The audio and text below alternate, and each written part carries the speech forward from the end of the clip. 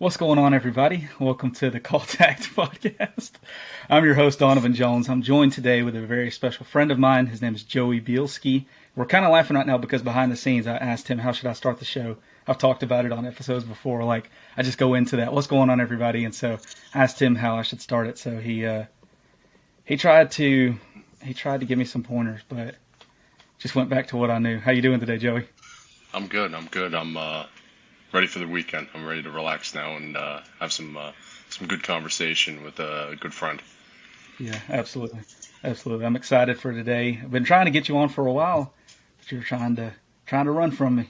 Oh, it's funny. I'm shy when it comes to Yeah. something like this. But Yeah. like if we got together in person, obviously kind of hard to. But yeah, there'd be no stopping of any kind of conversation. Yeah. But put me on the spot. I'm just like, I got It's good. nothing to talk. I have nothing to talk about. I have nothing to talk You about. got some. We always got something to talk about. So, you want to tell the people where you're from? You're from. I know you're from New Jersey, but what part? Northern New Jersey. It's Madison, New Jersey, Hmm. Morris County. Okay. Um, yeah, it's about, I want to say about 25 minutes from Newark Airport. Okay. Yeah. What's interesting too is the way that God works in people's lives. Because me and Joey have connected via like Instagram and stuff, and then come to find out he doesn't live too far away from Antoine, and me and Antoine have been doing some things together. So hopefully you guys can have y'all connected any? We've been messaging, and he actually gave me an invite also to his podcast. Oh But yeah, conversations at the if table. yeah, yeah, if I'm going on a podcast first, it's got to be Donovan's first, and then Let's we'll. go. That's what I'm talking about right there. I like that answer. So yeah, but yeah, conversations at the table definitely a podcast you guys need to check out. It's every Monday with my good friend Antoine McGee. He's been on the show before, and actually we started a show together not that long ago. If you've not heard about it, it is called Sons of Thunder, and we are getting into all things The Chosen, breaking down each and every episode. So if that is something that you guys are interested in, go ahead and check that out. It's exclusively on YouTube, and I know with a new show it's kind of hard to find on YouTube. But if you follow either me or Antoine on Instagram, we're always putting links in our story and stuff like that. So Joey, you want to share with the people maybe just like your background, maybe like your family life, your job, whatever you feel comfortable sharing. Um, well, I'm 42. I live with my girlfriend, her two boys. I have an 8-year-old daughter. I'm divorced. Hmm. I'm just over a year as a follower of Christ. Yeah. Um, Last June, yeah, end of last June, I I started my walk, and it's been interesting. It's been powerful, and I'm loving it. And I, yeah, that's about all for now. I got. Yeah. Um, yeah.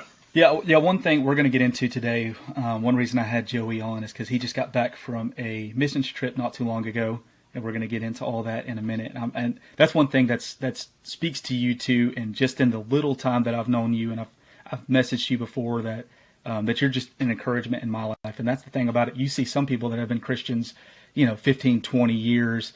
They're not doing anything for God. They're not trying to lead others to Christ. They're not trying to point others to Christ. They're not trying to go on missions trips. That's one thing for me. Like, I've been saved since I was a little kid, and I kind of did stuff in the church growing up here and there, but like I didn't fully commit, fully like rededicate my life to God until 2020. You know what I mean? So it just, if there's a time in your life, and Joey, like he said, he's 42, so he got saved at the age of 41, right? Mm, So yeah.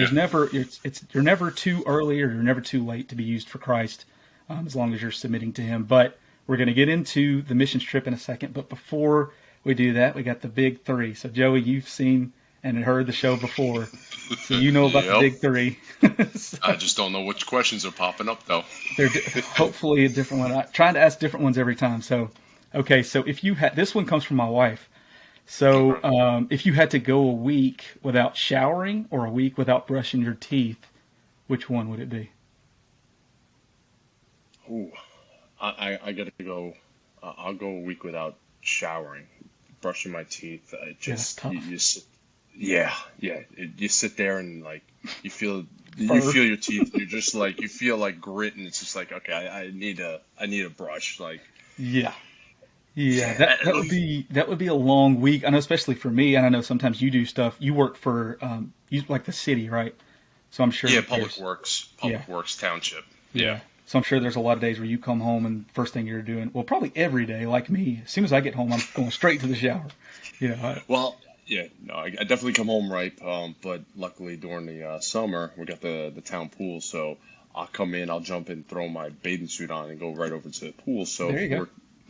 we're talking loopholes. I can go a week without showering as long as I get to the pool. Well, there you go. Yeah, just take your soap and go jump in the pool. All right. So, question number 2: what is your favorite lunch meat? Uh, uh, prosciutto. Prosciutto. Yeah, it's an Italian ham, Italian meat. Hmm. It's yeah. Yeah, we went on vacation not too long ago with one of our friends, and they had got this turkey. It was like lunch meat. I think it was like Oscar Mayer or something, but it was like all I forget what they like carving board turkey or something like that. And it Okay. wasn't like the slices; it was just like chunks of turkey, and Yeah. it was good stuff. So ever since then, anytime we get lunch meat, I tell my wife, I'm like, get that stuff. I'm not doing the slices anymore. I'm not going back. Well, when you come to Jersey and Yeah. Antoine's down in South Jersey, but when you come up to North Jersey, yeah, a lot of Italian restaurants, a lot of Italian delis. Yeah. You usually do the prosciutto. You do it with fresh mozzarella, roasted red peppers, and arugula on bread with balsamic vinegar. Mm. Yeah, I guess whenever I come that way, you're gonna have to show me how it's done. Oh yeah, definitely that and pizza. There we go. Yeah, I'm all about some pizza. All right. So, question number 3 is: if you had to live at an amusement park, which amusement park would it be? Give me see, Hershey Park would probably be good. You got the chocolate there. I'm gonna go Dorney Park though.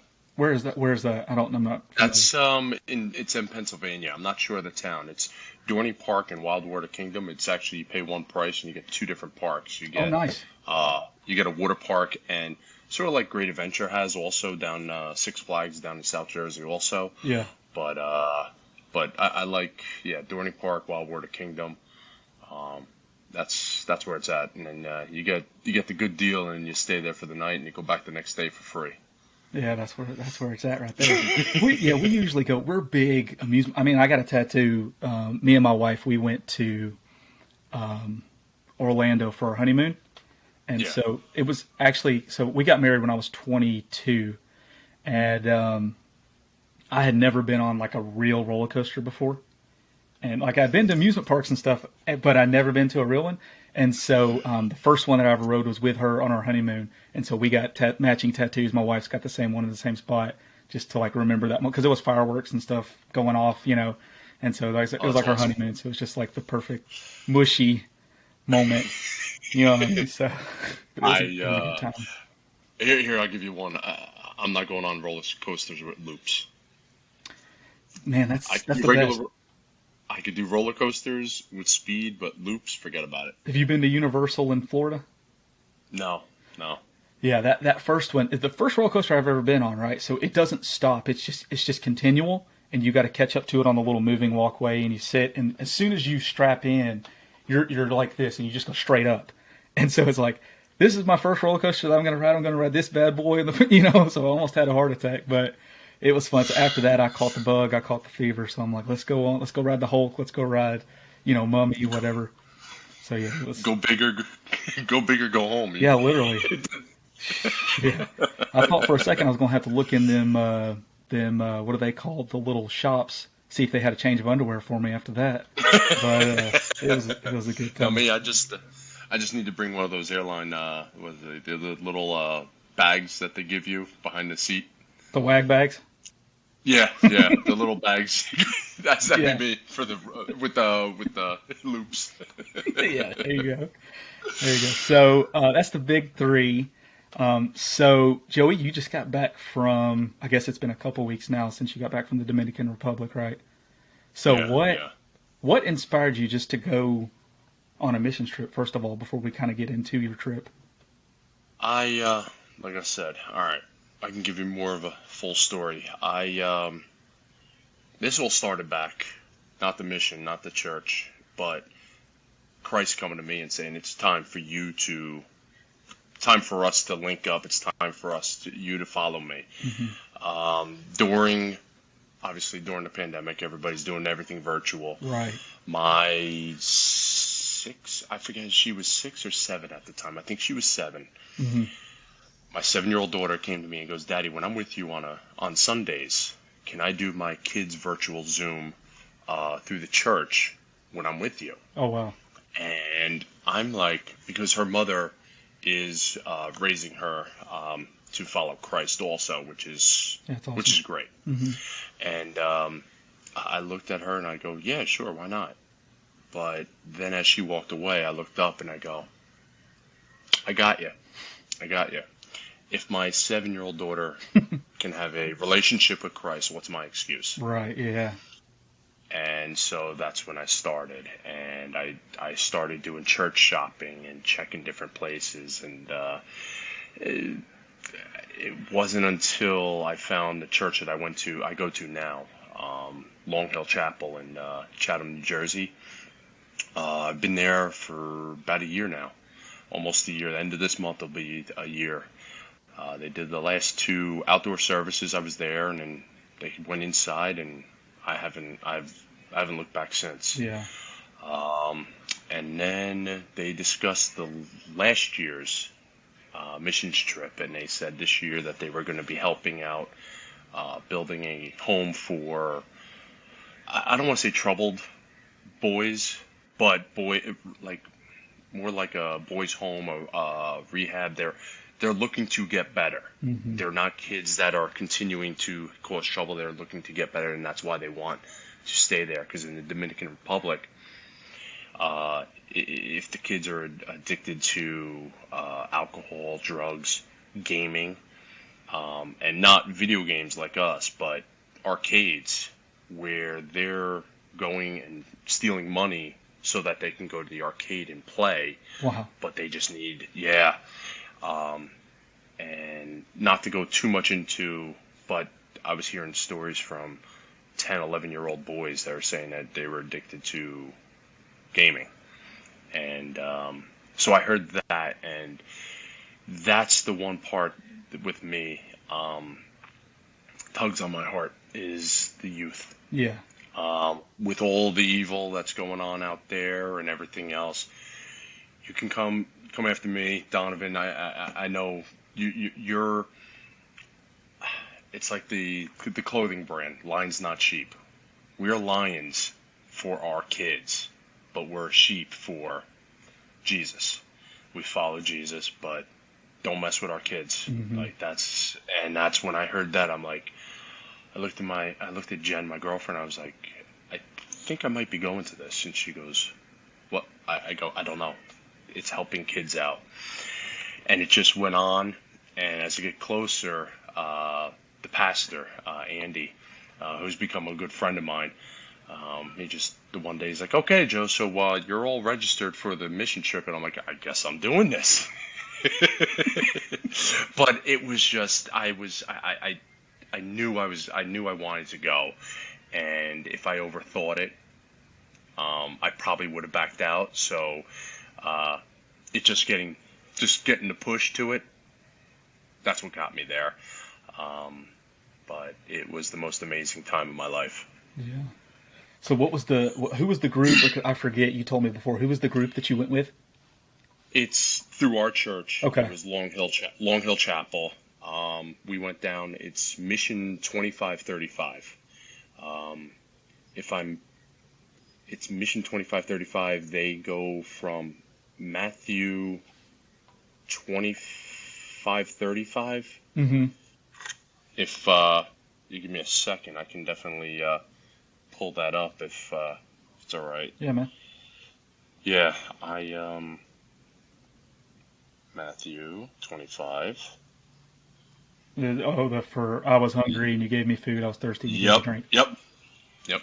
There it is, right there. Yeah, I got. Yeah. Yeah. So That's, before I don't mean to cut you off, but I just want to say this real quick. It's no, go funny. ahead. It's funny that you said that because, like, I talked about spiritual warfare last week, and I've had another episode about spiritual warfare a couple weeks ago, and I was telling Joey like before we started recording, like I did an episode literally right before we got on, just by myself, just talking about victory. We have victory in Jesus. And the spiritual warfare stuff, because that's something that's been heavy in my life. So it's crazy that you said that, because that's literally one of the verses that I highlighted that I talked about. I saw the highlight when you just showed the screen. I'm like, yeah, I got mine highlighted Yeah, I too. had that But I'm highlighted, like, but and that's where it goes into spiritual warfare too. Because like I was telling him, I had the whole episode recorded and ready, and then when I went back to look at it, it didn't record. So we're gonna have to try to do it again. But but go ahead with what you're saying. So they're out of but Matthew that's 25:35. yeah, that's where the mission is based off of. The shirt here, and I know I'm gonna Oh, there mess you it go. up, but it's water, it's food, it's health and education. Nice. That's their symbol. Yeah. This is last year's version. They have a newer version. They didn't have my size, but um, so You're a but big it guy. You're was 6'4"? Is that what you told me? 6'4", What's that shoe six you four, wear? 14. Yeah. See, I wear a 13. I can't find my shoes like anywhere. I got to get them. And you know what? You know what stinks about our size is how they get cut different between Nike and Under Armour. Because give me a pair of Curry threes all day long, Yeah. and winter, summer doesn't make a difference. I'll wear those. Yeah.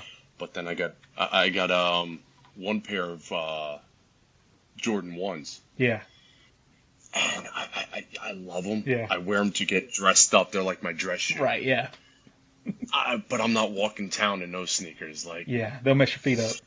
I heard yeah, I heard a story about Jordan whenever he played, and it was like the late '90s. I think it might have been his last game that he played in the Garden, and Okay. he wore the Jordan ones, just kind of like a throwback to his first shoe.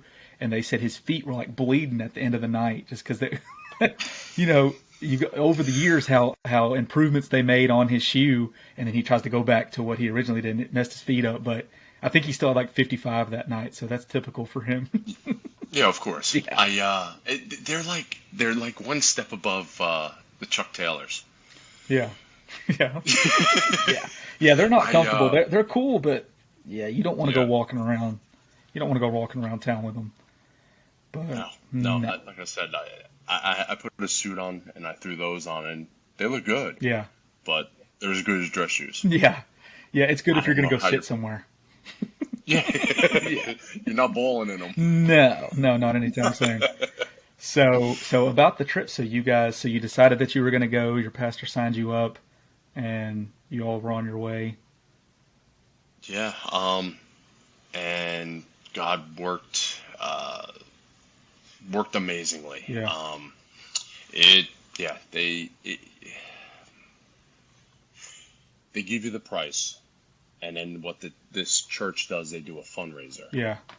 and it dropped it almost in half. And I mean, the price that was there, I'm just saying, God is so good. Like, He brought it down so much. Yeah. They brought it down with the fundraising and everything else. When we got down there, it was 5 of us. It was my friend, the pastor Andy, his wife Daria, and another gentleman with his daughter, and myself. So it was only 5 of us. We met up with a group of 4 from Queens, New York. Mm-hmm. And when we got together, it helped, because in the past I've heard that it takes a while from 2 different parts of the country to get together, and then all of a sudden you got to wait to mesh and everything. Being from like a stone's throw away from each other, we meshed on the ride on the first day, Yeah. and it was just That's that it God wasn't stuff. a group of it wasn't a group of 5, it wasn't a group of 4, it was a group of 9. Yeah, that's Just awesome. getting together and moving forward. So yeah, we flew into Santiago, and stayed there the first night. You want to talk about first world problems? I mean, we sit here and we're like, oh, where's my bottle of water? I need Yeah, I'm over here. I'm sparkling over here complaining because my computer wouldn't record what I. You know Yeah. what I'm saying? Like, yeah. I got the rundown when I got there, and they're like, okay, so first things first, the tap water, you don't drink that. We will have a cooler of water for you to use for drinking, for brushing your teeth with. Um, they don't, their system, their toilet system can't handle toilet paper for any reason. Mm. So there's a wastebasket Oh man, next to every single toilet. yikes! So yeah, yeah. And it's just we walked in and they were like, yeah, you may have hot water today, or and we went kind of into the hotel and my pastor said, yeah, we may have hot water, you may have cold water. Last year we were here, we had nothing but cold. I kind of lucked out. I ended up having a nice warm shower There there. you go. But I can definitely send you some pictures. I took pictures all the time, Yeah. and then you can post them if you need to. But yeah, so we got there on Saturday. Sunday was kind of an R&R day before the week started. And we went to a resort, and we had a poolside reserved for us. And as soon as we got there, um, first thing that happened was we did church. So we're all sitting with our feet in the water, um, and I think that's where we started with Matthew 25:35. Hmm. I believe it was that chapter. Yes, it was. And then they had you meditate on it, look at it, and say, and we went over and said, what's the first word that pops out at you? Um, and I'm looking, and the first one that popped out, the only word that popped out to me was stranger. Mm. I'm a stranger in this country. Yeah. I don't know. I don't know how to talk their language. They Mm. don't know how to speak mine. Um, so I'm a complete stranger, and stranger doesn't mean strange. Stranger means different. Hmm. And I was definitely in a different world. Yeah. Yeah, I saw some of the pictures that you put on your Instagram and stuff like that, and even like the photo you sent me. I can't remember the guy's name, but it was like I think you said he was a youth pastor or something from there. Uh, yes, I forget the gentleman's names. There was it the one with the face paint on And it? there was and he couldn't speak any English at all, right? Yeah, yeah, Yeah. So yeah. so so what was that like? So whenever you go to these, because I know you went to orphanages, y'all did different things throughout the week. So I'm assuming y'all had like a translator or something like that. Yes, we did have a translator with us. Luckily, three of the people from New York did speak Spanish also. Oh wow. They were able to help us translate. Um, yeah, Monday. So Monday started after the resort. We got to the campus, the property of Mission 2535, and each house is 3 bedrooms, 3 bunk beds in each bedroom, with 1 bathroom in each bedroom. So Hmm. it can 18 people can sleep up into each room. So the first day we got there, and we were going to paint a church. Yeah. We had the dedication ceremony on the Wednesday night. So outside, uh, painting the top part, light orange and then dark orange.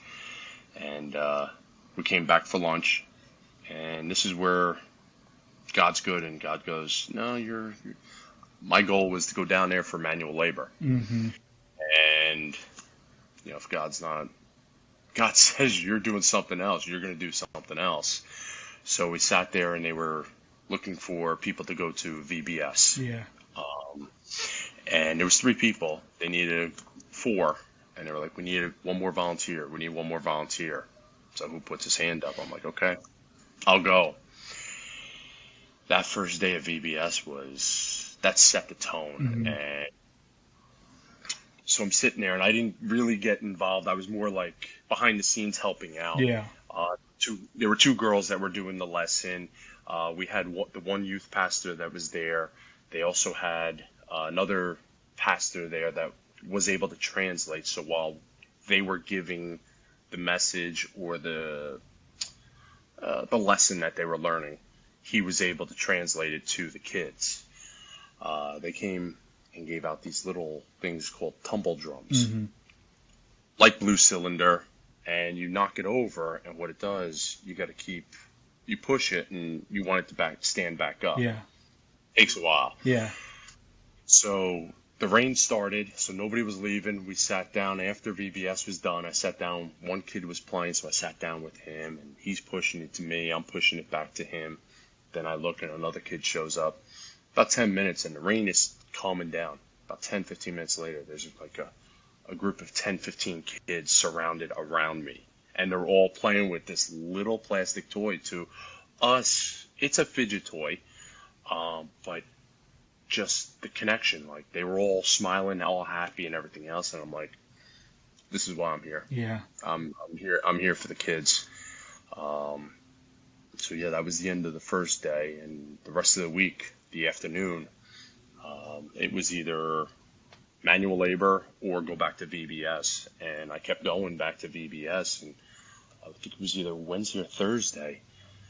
I looked at my pastor. I'm like, I should be helping you guys. He's like, no, God called you to go to VBS. You need to go and finish this through, and on Friday say goodbye, and the proper goodbye, instead of just not showing up for the rest of the week because you're going to do manual labor.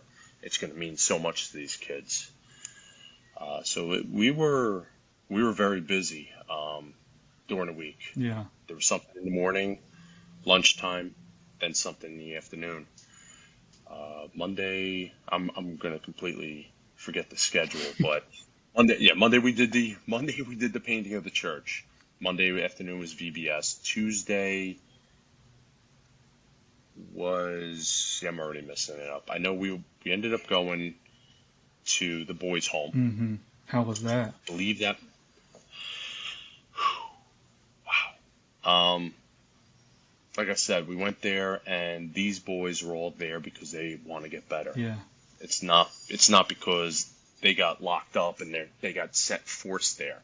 They're there because they're getting better, and there's everybody gave testimony, and God was like, yeah, you're going to give your testimony with when it came to my father. Basically, I had to forgive him. Yeah. For me and not for him, and that was the testimony I gave through a translator to them, just letting them know, just anything that you're holding on to, just let it go. Let it go for you. And there were a couple boys there. There was one boy that was already cleared to go, but he was at one home and came to this one to be a helper there, because he saw how much it worked on him that he went there to help out there. Yeah. After we were there, we were running a little late, and I begged the director, I'm like, we need 10 minutes, please, of basketball. Get the hoop out there. I'm like, please.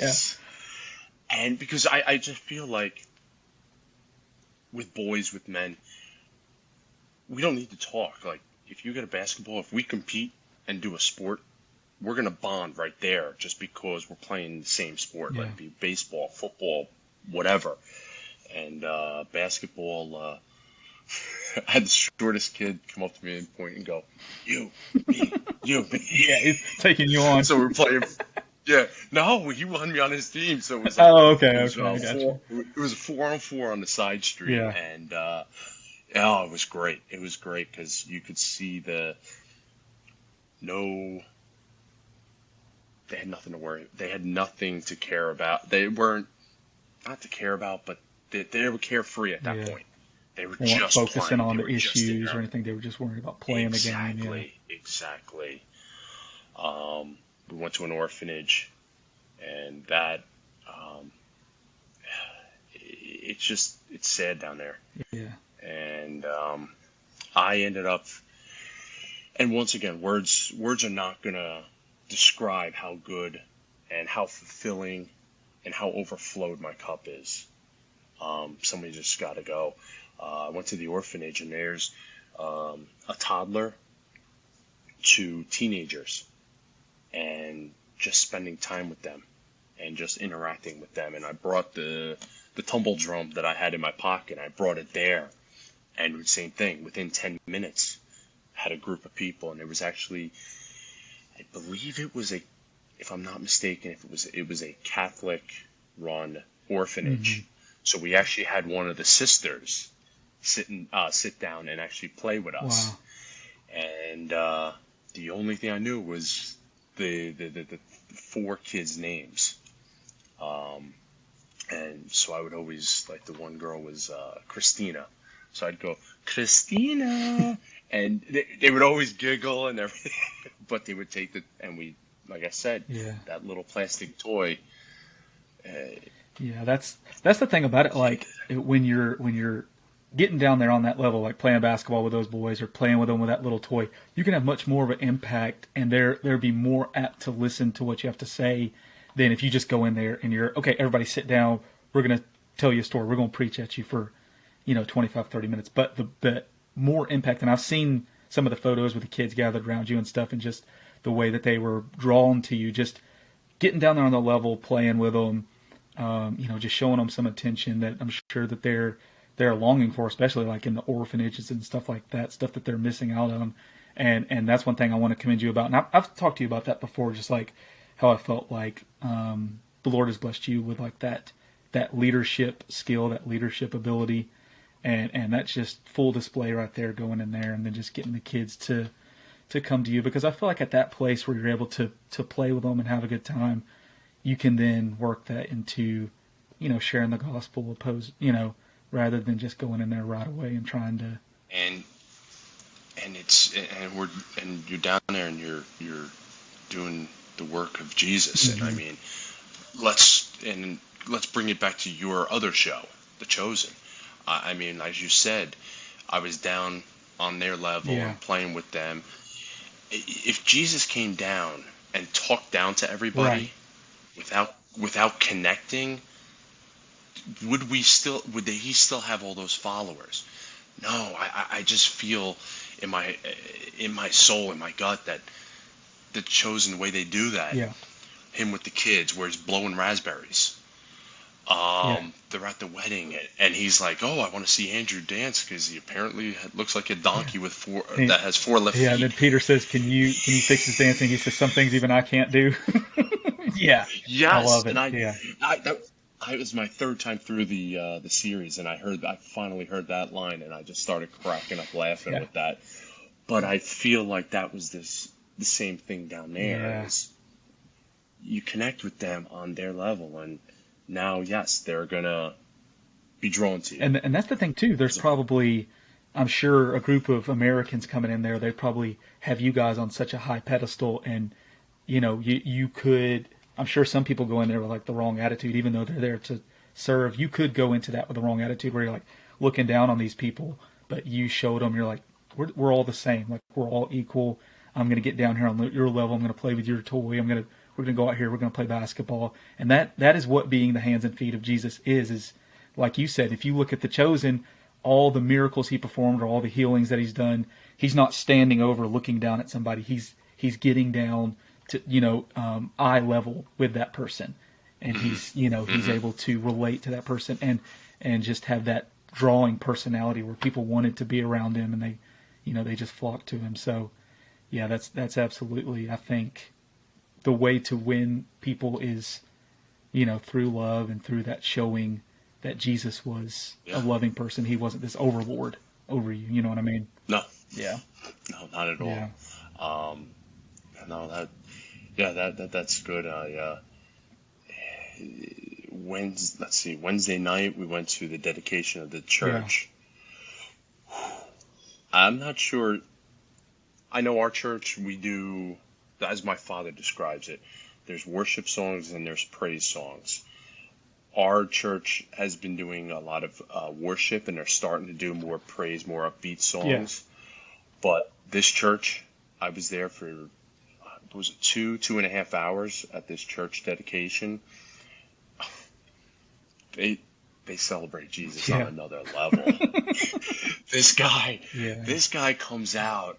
this guy comes out and he's playing the guitar, and I'm listening to him, and the set of lungs on this guy, and then he drops the guitar and goes over to his phone, puts a track on it. It's got a dance beat to it, and all of a sudden he starts singing. I'm like, Yeah. 98% of it I didn't understand, but the one thing I did understand is that church was overflowing with the Holy Spirit. Mm-hmm. The church all had its four walls, a roof, and a door. It's not a bathroom. It's maybe the size of maybe somebody's living room and family room put together. So these churches go up in a week to 2 weeks time. Yeah.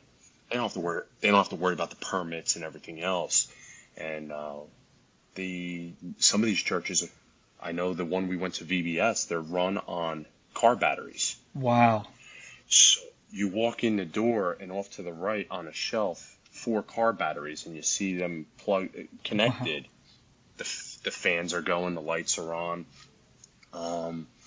But this church, I'm not sure how it works. Once again, I should have had this, but I don't know if it's like a 5-mile radius. They put a church here and put a church here, because you're not going to put them next to each other because that area is covered. But this church, it was completely packed inside and had people standing at the windows watching in just so they can be a part of it. And luckily, like I said, I was just going to say, I don't really know too much about the Dominican Republic. So were these people walking to the church? Yes. Okay, so these people are walking to go to church. We have a hard time even pulling up a Sunday morning service on our laptop. And you know what I'm saying? I mean, come on. Go ahead. Yeah, go ahead. I know. No. I completely agree. I'm sitting going, which car are we taking to church today? Yeah, exactly. And I mean, they're dressed to the nines. I don't know how the weather is where you're at, but up here, the past couple weeks, it's finally broke, but it was 95, 100. It was a little cooler down there, 85, 90. So we're still sweating, and that's another thing. They are still very conservative when it comes to the church. So men are wearing pants or jeans with a nice shirt to church. I know there's certain times where I've worn a nice T-shirt to church. But yeah, down there, like I said, they celebrate on a different level, and it reminds you that you don't need much. You don't need much, and you can still be as happy as you can be when you got Jesus. And you can still have an impact. I mean, look at the people that he chose to follow him. They weren't the richest people. They weren't the Pharisees. They weren't all these educated people.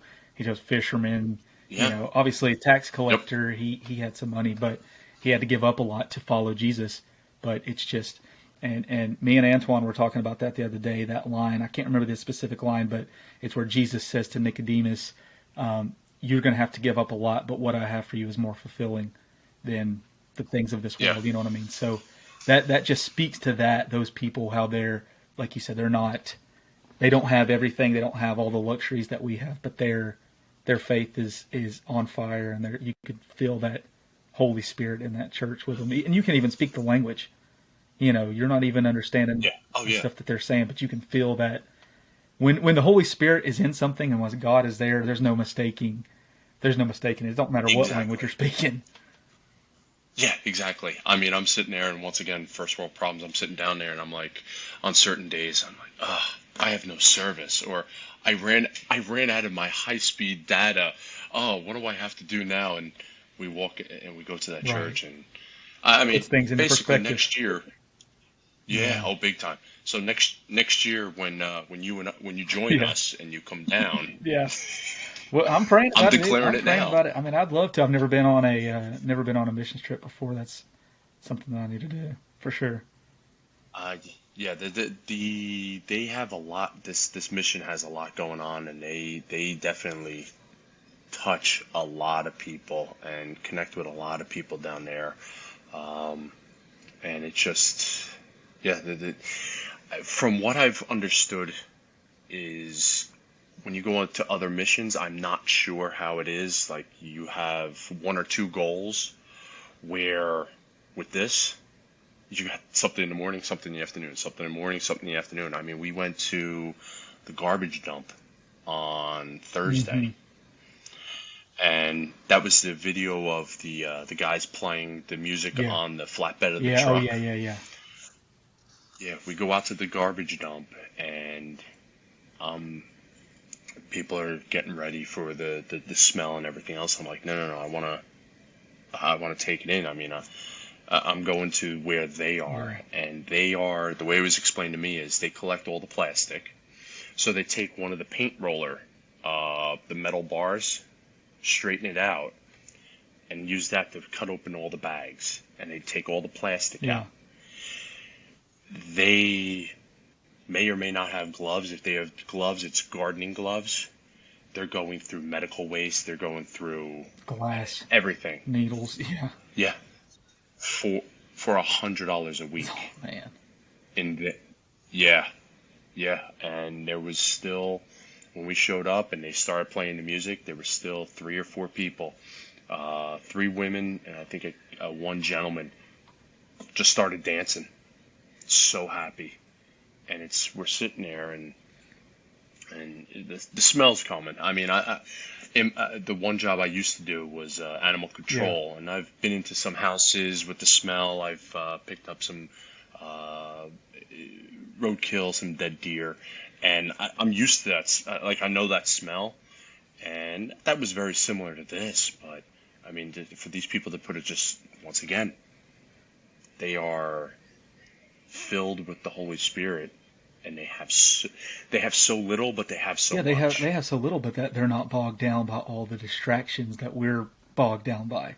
They're focusing on what Yeah, really matters. They're not looking at Instagram. They're not getting on Facebook or Twitter or whatever. They're focusing on what truly matters, and that's something that I think we can all take a lesson from. Is just trying to slow down a little bit, just trying to put down our phones, turn off the TV, get outside, and just worship in its truest form. yeah, and that was talking about worship before breakfast every morning was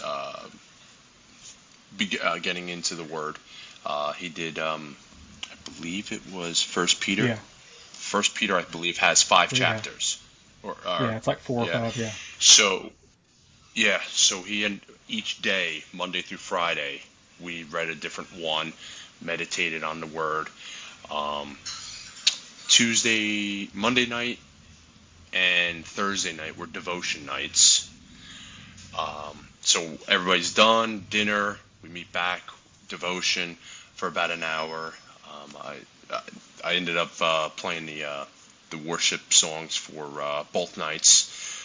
Three or four, I think it was three or four songs each night, and there was some downtime. But the downtime, you're there with people of like-minded faith, and you want to build the relationship. It's not running to your room and like, okay, let me see. Oh, what's going on back at home? No, like I want to be in the moment. And it was, I gotta say, the downtime. I did learn how to play there you go. dominoes. The first night I played, I'm like, I don't know what I'm Yeah, doing. I don't know what's going on.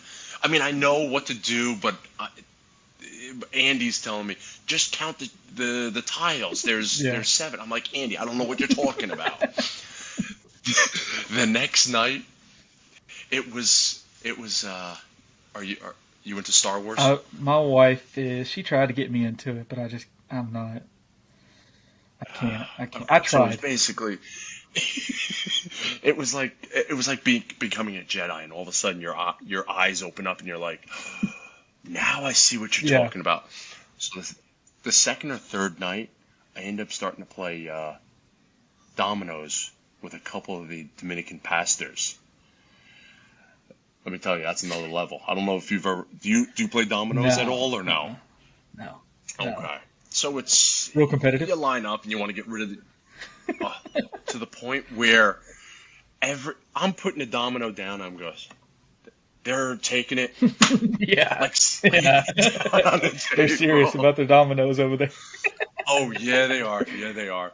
And it was. Oh, I mean, I'm sitting there and I'm like, wow, am I really playing dominoes with Dominican pastors? Yeah. This is. But once again, you're bonding. You're not really talking, but you're bonding. And yeah, I mean, you're down there with all these all these people down there. And yeah, the downtime, you still use it for good and still use it to just grow. And More felt like nice. fellowshipping type, edifying type time where you're kind of, like you said, just that bonding, that growing together, even if one person can't understand what the other one's saying. It's just that being able to play a game together and speak that level of the game, and it's a beautiful thing. So what would you say your whole time? Because you guys were there for a week, right? Saturday to Saturday. What would you say your biggest takeaway from the week was? Well, one was I say that I'm coming back with. I need to be involved one way or another here with the kids. And my friend, the pastor Andy, his wife went to me after a couple of days, looked at me and goes, "Oh, you're getting involved with the kids when we get back home." And I said, "How?" She goes, "I'm not sure, but you have a gift. You connect with them, and we're going to get you involved one way or another." And like I said when we started, is you and we can defend ourselves. Yeah. But when you start attacking the kids, it's like that's what I told my wife. It's like, and it's different even too with like boys and girls, because we're getting ready to have a girl, and I guess a little over a month and a half, and I just told her, it's just like just holding that little girl, and you're like, okay, at least you're training a boy to be a warrior. You're training a boy to be able to defend himself, to be able to defend his family. But it's like a little girl. You're like, okay, nobody can mess with this girl. Like, I gotta watch. You know what I'm saying? Yep. And so it's like, I love daddy-daughter dates. I love the daddy-daughter dinner dates.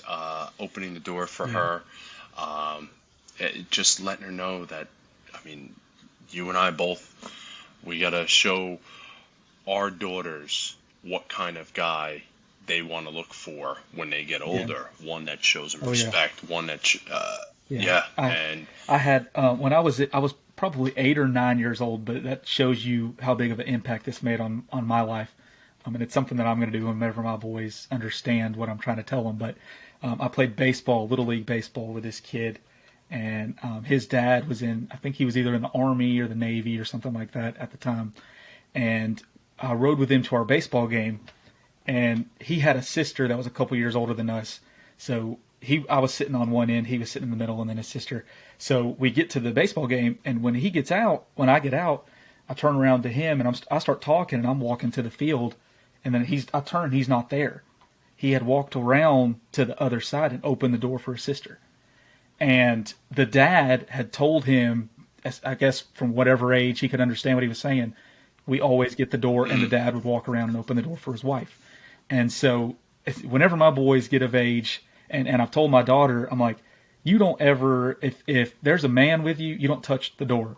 You don't touch the door. And if whenever you get older, you're not ever going to date, but when you're 40, 50 years old and you decide to date, maybe I'll let you. You can't, if the guy doesn't get the door for you, that's a red flag right there. So, yeah.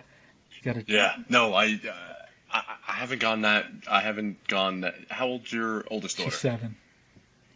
Yeah. Okay. Yeah, my daughter's 8. She'll be 9 in October.